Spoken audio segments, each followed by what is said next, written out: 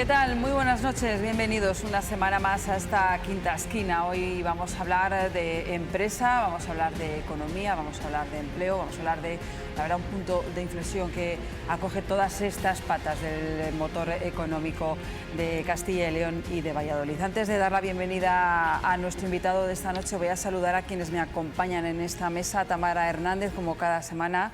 Buenas noches, bienvenida. ¿Qué tal? Muy buenas noches. Directora de informativos y de programas de Radio Castilla y León. Y a mi lado se encuentra ya Javier Álamo, jefe de sección del diario Valladolid Mundo. ¿Qué tal, Javier? Buenas noches. Hola, buenas noches, gracias. A ti por acompañarme.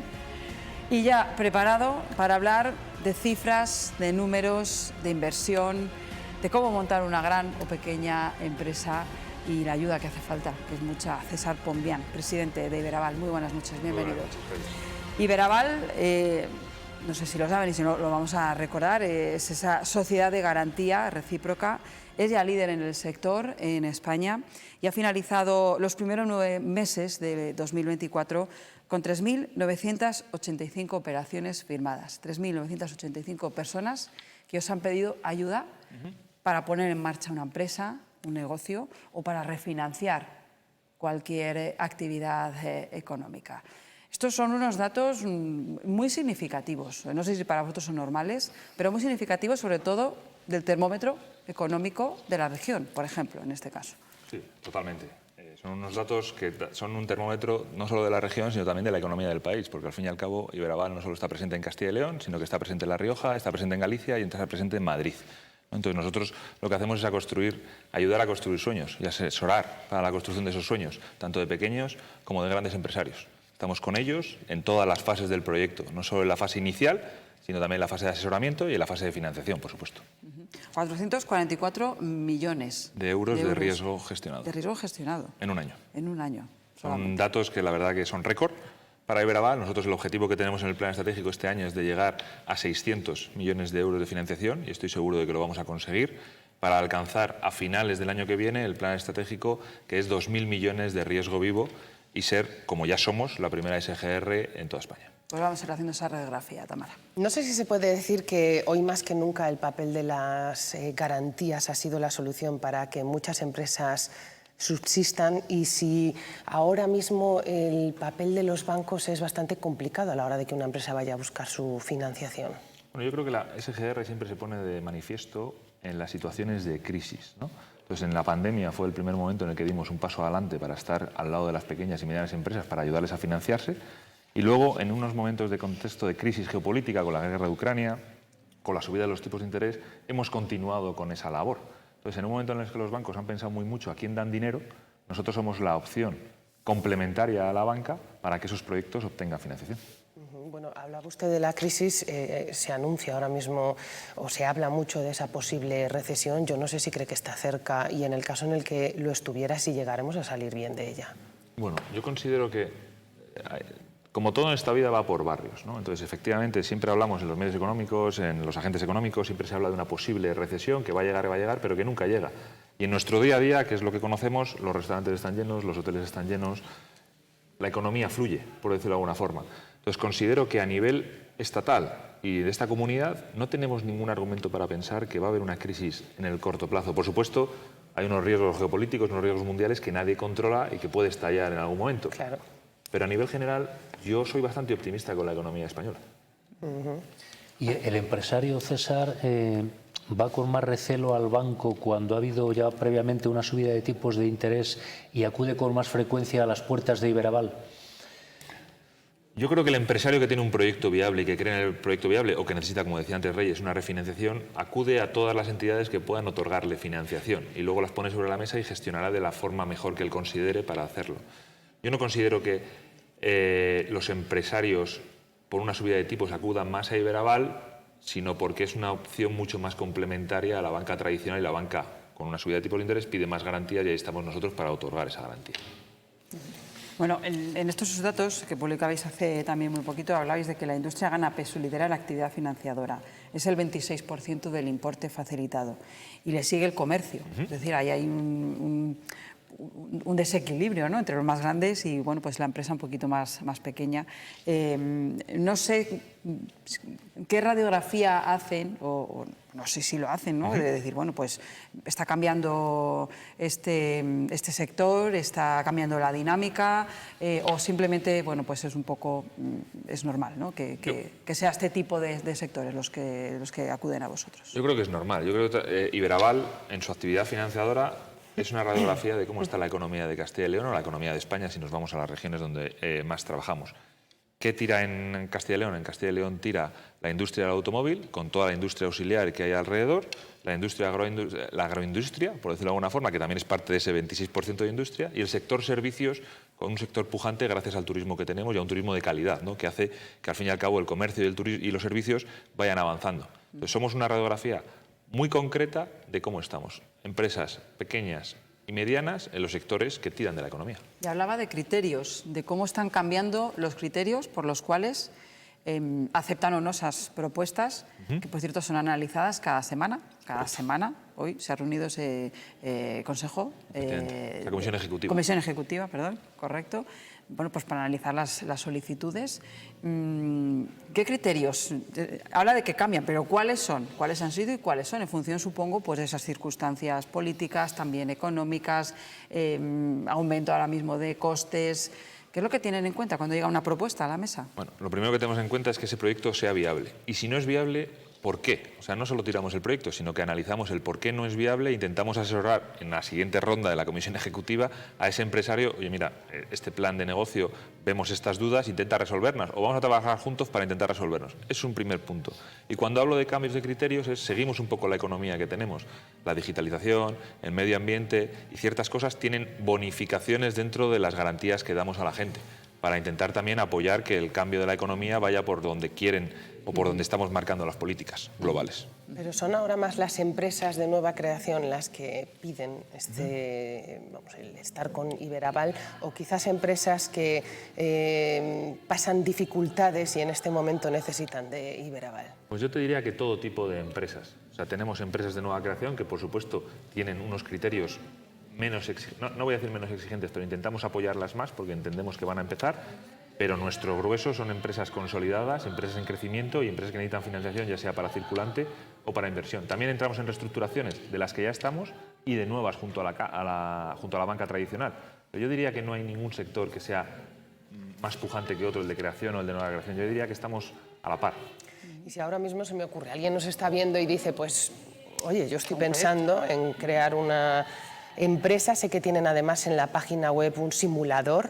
¿Cómo son los pasos que tienen que hacer ya no para ponerse en contacto, sino para ir valorando si pueden pertenecer a Iberaval? Bueno, yo diría lo que primero, ponerse en contacto con nosotros a través de la página web o de cualquiera de las oficinas que tenemos en todas las capitales de provincia, para que nosotros podamos asesorarles, o sea, para que nos vengan a contar el proyecto y nosotros les vamos a pedir la información básica que necesitamos y vamos a ayudarles a construir esa propuesta de financiación, que es lo más importante, ¿no?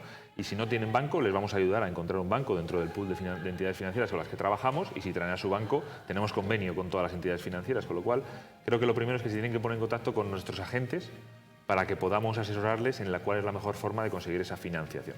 Sí, pero bueno, aquí juega un papel importante esa burocracia, ¿no?, de la que siempre se quejan nuestras empresas. Imagino, eso es, que muchos, bueno, pues quieran sobre todo entender todo de forma más rápida sin necesidad de tener tantos papeles de por medio. Huyo de ella era uno de los principios que ya Iberaval tenía arraigados antes de que llegara yo y que yo he intentado, incluso si es posible, acelerarlo, con lo cual nosotros reducimos la burocracia al mínimo. Por supuesto, necesitamos una serie de documentos, una serie de información del empresario, pero intentamos reducirlo al máximo posible y ser lo más ágiles posibles. La pandemia hizo estragos y yo recuerdo que los que más llamadas de auxilio realizaron fueron los autónomos de Castilla y León, llamadas frecuentes. Necesitamos una inyección económica, Junta, Gobierno, fondos europeos.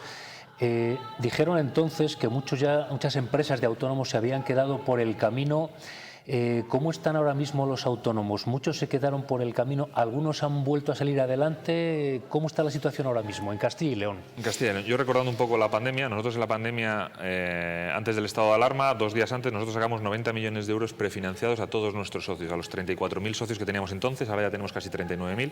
A esos 34.000 socios les dijimos, tenéis un riesgo X con nosotros preconcedemos Y, para que podáis ir tirando y ya veremos con qué colaboración contamos con el Gobierno central, con el Gobierno europeo o con el Gobierno de la Junta, a puro pulmón de nuestros balances.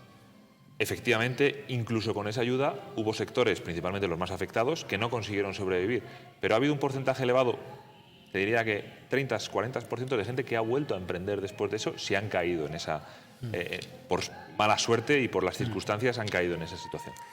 Imagino que les preocupe mucho la situación política, una situación que yo creo que ya lleva años muy crispada, donde nuestros políticos la mayoría de las veces no son ni capaces de ponerse de acuerdo en los grandes problemas que tiene no solo Castilla y León, sino España y el mundo en general. Yo no sé cómo afecta esto a las empresas y sobre todo cómo les afecta a ustedes también a la hora de trabajar.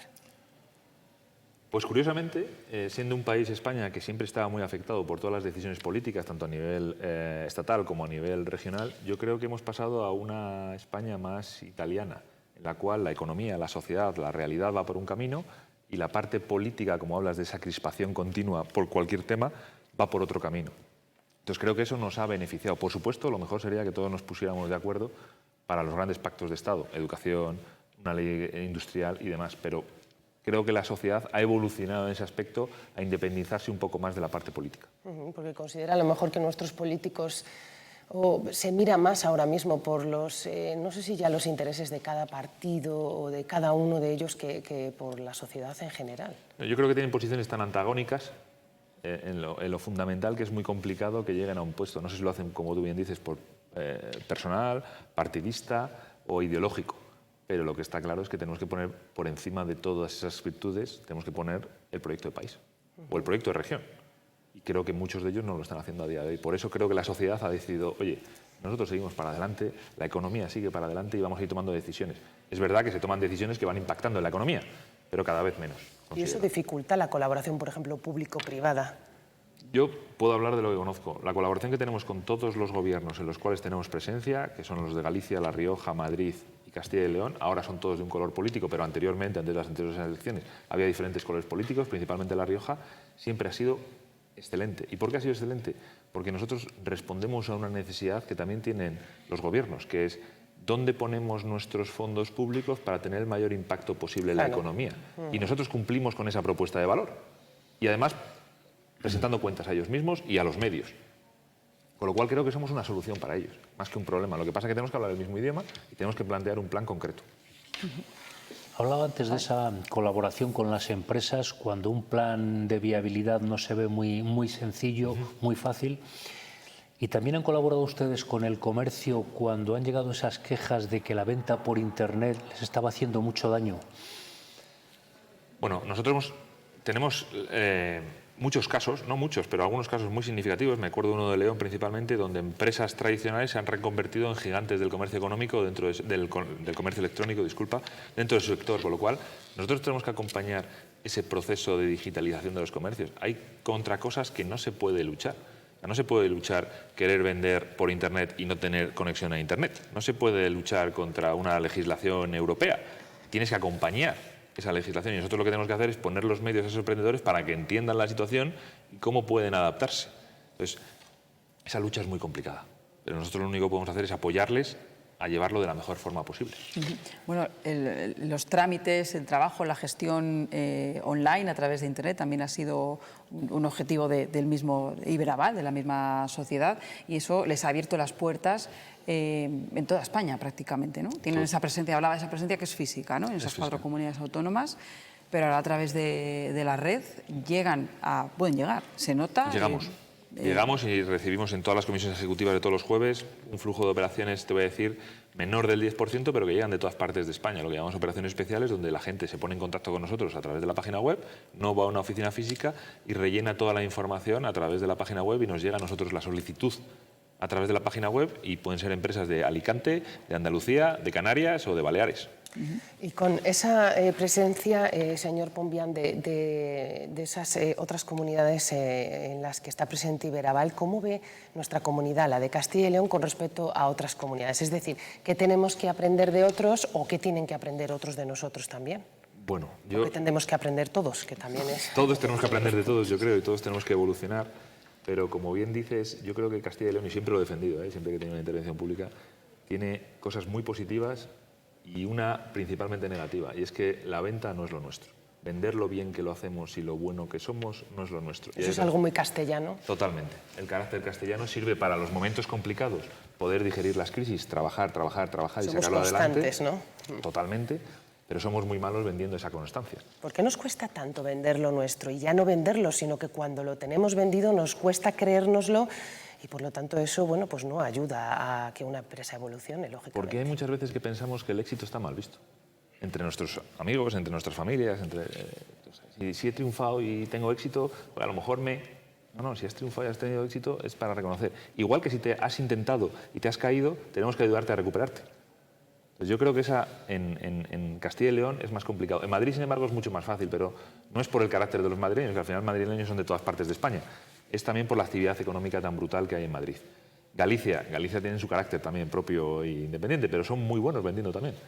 Y La Rioja, siendo una comunidad pequeñita, tiene unos valores industriales y de agroindustria que son muy parecidos a los de Castilla y León. Por eso yo creo que hemos casado también, incluso con diferentes partidos políticos en el gobierno, hemos casado siempre muy bien, porque es muy parecida, el tamaño por supuesto muy reducido que tiene, a nuestro cuadro económico, por decirlo de alguna forma. Y quizás nos falta mucha comunicación también aquí en Castilla y León. Viene un poco al hilo de lo que estamos hablando, el saber comunicar. Muchas empresas ni siquiera tienen un departamento de comunicación. ¿De qué sirve que una empresa trabaje mucho, haga muchas cosas, si luego esas cosas no llegan? Yo siempre tengo a un mentor, por mi parte, que siempre me dice: lo que no se cuenta no existe. La venta no se hace hasta que la cuentas. Sí. Es verdad. Entonces, creo que nosotros no conseguimos a día de hoy todavía comunicar. Es verdad que tenemos ejemplos de grandes campeones empresariales en Castilla y León y que poco a poco van consiguiendo romper esa barrera, porque para competir con iguales tienen que romper esa barrera. Pero todavía en la franja de tamaño bajo nos cuesta mucho.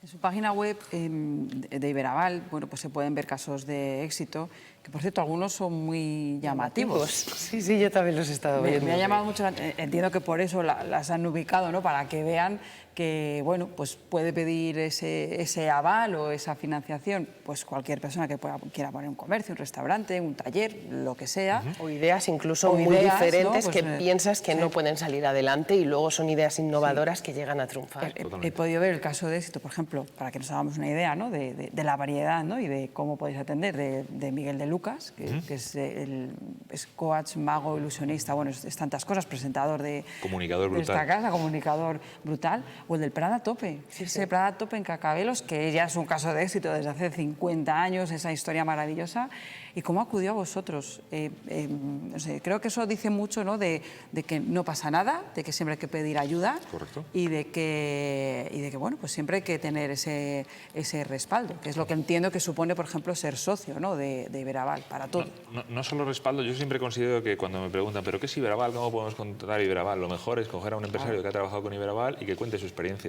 Y es lo mejor que podemos hacer y la mejor campaña de publicidad que tenemos que hacer. Y el Departamento de Comunicación de Iberaval trabaja mucho en comunicar los casos de éxito, porque es la mejor forma. Oye, si tú tienes un restaurante y escuchas a otro que tiene un restaurante que le ha ido bien con Iberaval, ¿por qué a ti no te va a ir bien? Claro. Yo le quiero preguntar si hay casos de fracaso, que no salen adelante, que ese dinero, ¿qué pasa con ese dinero que no se devuelve? ¿Qué pasa con esa empresa? ¿Y cuáles suelen ser los motivos? Los motivos puede ser gente que no sepa gestionarse, aunque tenga las facilidades y se le dé el apoyo. Bueno, pues como todo, en un caso de fracaso empresarial, por decirlo de alguna forma, depende de cómo haya sido el cierre, ¿no? Si cierra con deudas o cierra sin deudas. Si cierra con deudas con nosotros, pues nosotros lo que hacemos es pagar los avales al que le ha dado la financiación y nosotros esa pérdida nos la metemos dentro de nuestro balance, porque nuestro objetivo tampoco es ganar dinero. ¿Es ser sostenibles económicamente? Por supuesto, pero el objetivo de ninguna SGR de las 18 que hay en España es ganar dinero para repartir en sus accionistas. Nosotros no tenemos reparto de dividendos, con lo cual tenemos una función semipública, voy a decir. Pero claro, por eso analizamos tanto los proyectos y que sean viables, porque tampoco queremos cargarnos de pérdidas. Ha habido casos de SGRs que han tenido muchos problemas por cargarse de pérdidas. Entonces, ¿qué ocurre? Nosotros siempre vamos a ayudar a un empresario a reestructurarse y tenemos casos de empresas que han caído, que han pagado todas las deudas religiosamente después de haber caído sin tener actividad y que cuando han vuelto a emprender, por supuesto que hemos estado ahí ayudando. Hombre, el que te deja tirado porque es un pirata, como cualquier entidad financiera, vas a tener mucho más cuidado para la segunda. Pero el que no, le vas a estar ayudando siempre. ¿Qué puede ocurrir? Que a veces que bueno... Es alto el nivel de morosidad. No, muy bajo. Estamos al nivel de la banca, por decirlo de alguna forma. Al nivel del sector financiero. ¿Eso lleva siendo así años o ha disminuido? ¿A partir de la crisis ha notado algún cambio? Con el COVID, por supuesto que repuntó, ¿no? En el año 2021, y por supuesto que repuntó, aunque sí que había mucha ayuda de los instrumentos del ICO para cubrir esa mora. Y ahora, tanto en morosidad como en dudosidad, que son los dos índices que marcamos, estamos dentro de las medias y sube o baja décima en cada trimestre. Es muy poco. Con esa experiencia que acumuláis de estar en todo el territorio nacional, pero sobre todo en las comunidades que has comentado, Castilla y León, La Rioja, Galicia, Madrid, ¿cuál es el porcentaje o qué grado de salud en la economía tiene Castilla y León con respecto a estas comunidades autónomas? A ver, Madrid es un caso aparte. Por eso, yo separaría Madrid porque la actividad económica de Madrid es increíble y sobre todo en el sector servicios es brutal, ¿no? Sí, en construcción, entonces lo sacaría. Pero luego si comparas los tres, Castilla y León es de las regiones que más crece en España, comparado con el resto de España. Repito, vamos a sacar Madrid de la ecuación. Seguramente sea de las que más porcentaje industrial junto al País Vasco tengan, con lo cual también le da una salud de un empleo de calidad y de unas inversiones de calidad. Y un sector agroindustrial que es puntero.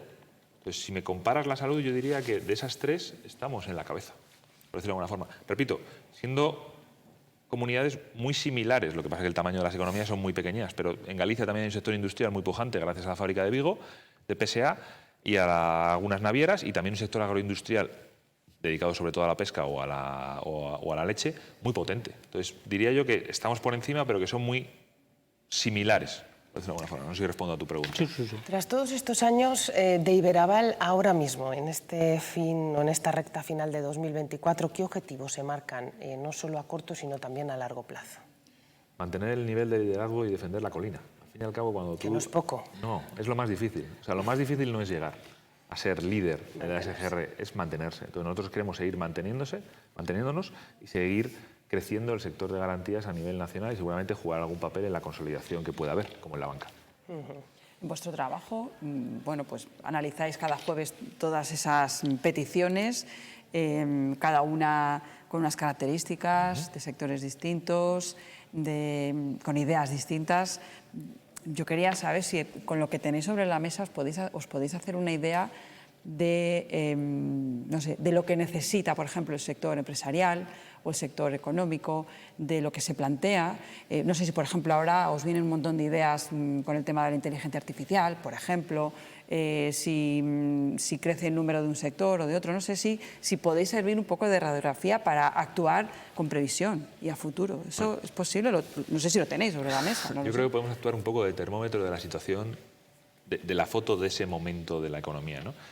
Nosotros, como es lógico, hoy mismo en la Comisión Ejecutiva pues vienen desde empresas de metal, alguien que quiere abrir un hotel, o gente que quiere abrir bares, o gente que quiere seguir construyendo placas solares. Entonces, hay un rango muy amplio.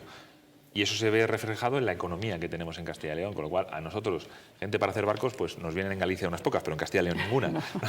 Entonces, considero que sí que somos un termómetro adecuado y también de las tendencias que hay. O sea, nosotros si analizas lo que tú decías de las tendencias, analizas desde el COVID para acá, ha cambiado el patrón de consumo de la gente. La gente quiere salir más, quiere estar más tiempo fuera de casa y se preocupa menos del mañana y más del de hoy, del disfrute de los restaurantes, de los hoteles y de salir. Con lo cual has visto que el sector servicios, el sector de hostelería ha crecido una brutalidad, después de un 20 en el que paró a cero. Entonces vemos que hay mucho más hoteles rurales, hoteles con restaurantes en ciudades en las cuales decías, Burgos, Salamanca van para abajo, Ávila va para abajo. No, pues ahora, gracias a ese turismo, están subiendo y hay hoteles de muy calidad y sobre todo un turismo destinado a la calidad. Y ves los proyectos industriales de gente que, oye, estrellas Michelin o gente que ha estudiado en estrellas Michelin, hoteles de 3, 4 y 5 estrellas. Es un poco esa evolución, si es a lo que te refieres. Sí. Pero esos indicadores ¿se trasladan o os valen para algo? Nos valen para estudiar que si Antes, si en Castilla y León te viene un loco para crear un hotel de 5 estrellas, dices, joder, a ver si va a haber público, pero si te vienen 4 o 5, dices, no, es que aquí hay una tendencia y hay un mercado que va subiendo. Y aparte de ese cambio en el consumo, también ha habido un cambio en la sociedad, un cambio en nuestros jóvenes. Yo no sé si esa tendencia a no haber un relevo generacional está cambiando. Es una de las cosas más temidas, sobre todo de la empresa familiar. Totalmente. O sea, yo creo que el relevo generacional es la gran piedra de toque que puede Los tener jóvenes cualquiera. quieren dedicarse a otras cosas. Sí, totalmente de acuerdo contigo, pero sí que vemos un Genera cambio. nuevas oportunidades también. Pero también vemos un cambio de tendencia en cierta gente que ha trabajado fuera, que ha trabajado en las grandes ciudades o en el extranjero y que al final dice, joder, como en Castilla y León no se vive en ningún sitio, como en mi ciudad o como en mi pueblo. Entonces sí que vemos un porcentaje, no te puedo decir el número actualmente, de gente que vuelve a retomar actividades antiguas, como puede ser la ganadería, como puede ser el bar del pueblo, como puede ser los restaurantes, pero mucho más modernos, por decirlo de alguna forma, intentando darle un empujón a todo eso. Y además de, como comentaba Tamara, de empresa familiar, lo que has dicho era ganaderos y agricultores. También alertan, cuidado, que nos falta relevo generacional, que tengo ahí el tractor, la cosechadora, toda la maquinaria, en un par de años desaparezco y mis hijos no quieren seguir con esto. ¿En qué medida puede ayudar Iberaval a que no se pierda, que haya ese relevo generacional? Pues yo creo que ayudando a esa nueva generación que llega a modernizar esa explotación, porque él ha visto en casa, esa generación ha visto en casa a sus padres o a sus madres mejor que nadie lo que supone el esfuerzo y el sacrificio que supone, principalmente el campo, de estar ahí, como tú dices, con el tractor todo el día y demás. Entonces, si conseguimos darle herramientas desde el punto de vista de financiación para que pueda, voy a decir, digitalizar o ayudar a tener más información o a mejorar su cosecha o a que pueda crecer y que en vez de ser solo él pueda haber 3 personas que le ayuden y demás, yo creo que es lo que tenemos que hacer. Y yo creo que tenemos ejemplos en la región, León, Salamanca, Ávila, Palencia, de jóvenes ganaderos y lo que tenemos que hacerles es voz para que lo cuenten. Porque va a ser el mejor ejemplo. Yo le puedo contar de un despacho a un joven, joder, qué bueno que seas ganadero, pero me va a mirar el ganadero diciendo, ¿cuántas veces te has puesto tú a los mandos de un tractor? Las botas. Pero si eso se lo cuenta a alguien que lo está haciendo desde las 6 de la mañana hasta las 8 de la tarde y que es feliz y con la vida que lleva, Es diferente. es diferente. Yo creo que el ejemplo cala. Y tenemos que hacer eso. Y la Junta, todos los agentes sociales, tenemos que hacer eso. Llevar esos ejemplos a todas partes, a donde podamos. Son las joyitas. Estábamos hablando antes del consumo, de que había cambiado el patrón. También han subido mucho los precios, están disparados. Todo apunta a que bueno, tampoco va a haber mucho cambio en esto. Si esto sigue así, no sé si soportaremos o soportarán muchas empresas este nivel que se va a situar ahora mismo en la vida. Bueno, yo diría ahí que hay la resiliencia, ¿no? Me preguntabas antes por la mora, por la dudosidad y demás. Incluso con la subida de precios tan brutal que hubo 21, 22 y 23, con un 24 moderando ciertas cosas, pero es verdad que manteniendo esa parte de costes, no ha habido un cierre de empresas increíble por Pero razón. sí están soportando el peso quizás de... Totalmente, pero muchas de ellas, un porcentaje han conseguido trasladar a su cadena de ventas, por decirlo de alguna forma, esos precios. Tú vas a un restaurante y lo que te costaba antes 10, tú sigues pagando 15 o 14. No habrán trasladado el 100% de sus costes, pero ha habido una parte que lo han trasladado y siguen abiertos. ¿Que ha habido casos que han caído por la inflación? Sí, pero ahí hemos estado también para ayudar. Desde Iberaval lanzamos las medidas antiinflación, principalmente para gasóleo, para los transportistas, los famosos céntimos que luego eran bonificados, y también ayudando al resto de empresas para cubrir esos gastos de inflación con una financiación más barata que la del mercado, para que entre la media pues tus gastos se queden ahí. ¿Es un problema? Sí, pero creo que se ha sabido gestionar. Repito, el año duro fue 21-22. Por supuesto, 22-23 siguió, pero 23-24 se ha ido moderando la inflación con valores que apuntan a que cerrarán cerca del mandato del Banco Central Europeo. ¿Y hay algún sector que sea más, que necesite más ayuda, más financiación, que despunte? No me salía la palabra. Pues yo principalmente creo que el sector, y volvemos un poco al sector primario, donde negocias con gigantes, que tienes mucho más difícil trasladar esa subida de costes que estás teniendo a ese gigante que tiene un poder de compra brutal, ¿no? Porque luego vas al sector servicios, que por supuesto también han sufrido la inflación y no lo han trasladado 100%, pero son capaces más de, por ese patrón de consumo que ha cambiado, de trasladar más incremento de costes al consumidor final, que somos nosotros. Bueno, nos queda muy poquito tiempo, ya vamos a ir terminando. Yo solo una... Voy a poner en un brete. ¿Solo uno? Uno solo. Has tenido suerte. De tantos que tiene a lo largo del día. Bueno, quedan 2 meses para que termine 2024. Ha lanzado ya ese objetivo que quiere conseguir Iberaval. No sé si nos puede hacer una pequeña previsión o valoración de cómo puede ser 2025. Hablaba Tamara al comienzo, ¿no?, de que parece que se anuncia o se avecina, los expertos hablan de una posible recesión. ¿Cómo se presenta el nuevo año? ¿Cómo cree que va a ir, teniendo en cuenta lo que valoran sobre la mesa? Y dentro de que es muy optimista. Sí. Me han llamado muchas cosas, pero optimista. ¿Sí? O realista. Sí. Intento trabajar con los datos que mantengo. Entonces, si nosotros analizamos un poco la situación y quitamos un poco los cisnes negros que dicen los economistas, quiero decir, lo que va a ocurrir en Oriente Medio, lo que ocurre en Ucrania, lo que ocurre con Donald Trump, que tenemos que jugar con ello, pero tenerlo un poco fuera, porque no sabes cómo van a reaccionar, no está dentro de nuestros parámetros. ¿Con Trump o Kamala? O Kamala, quiero decir, con las elecciones, ¿no? Lo que ocurre el martes, veremos qué ocurre. Pero el resto de indicadores que tenemos para la economía española son positivos, por lo menos en el corto-medio plazo. Hablando de corto-medio plazo, un año, no más, ¿no? Tenemos un sector turismo que parece que va a seguir tirando o que está tirando. Tenemos un sector bancario, que no olvidemos que es muy importante, que con tipos de interés entre el 2 y 2,5 se puede defender. Y tenemos un sector construcción, que todos hemos oído, que es que no dan abasto para construir el número de casas que desean, que contratan a muchísima gente. Y un sector industrial y agroindustrial, y ahora ya voy a la región, que sigue tirando porque tiene que alimentar al sector turismo. Con lo cual, ¿ves riesgos? ¿Ves posibilidades de recesión? Nunca puedes decir el 100%. Pero sí diría que tenemos más oportunidades de las que tienen nuestros vecinos del norte de Europa, por ejemplo. Que hay muchos riesgos también que no tienen que ver con la recesión, lo que ha ocurrido, por ejemplo, en el Levante, numerosas personas que han perdido la vida, que han perdido sus empresas, todo eso, si ocurre en Castilla y León, también tendría sus consecuencias. Correcto. Son otro tipo de riesgos que pueden ocurrir perfectamente y que siempre hablamos de lo mismo, esas recesiones, esas cosas están por llegar. La mayor desgracia es la que ha ocurrido en Levante, la pérdida de personas, ¿no? Entonces, eso no lo puedes controlar de ninguna forma.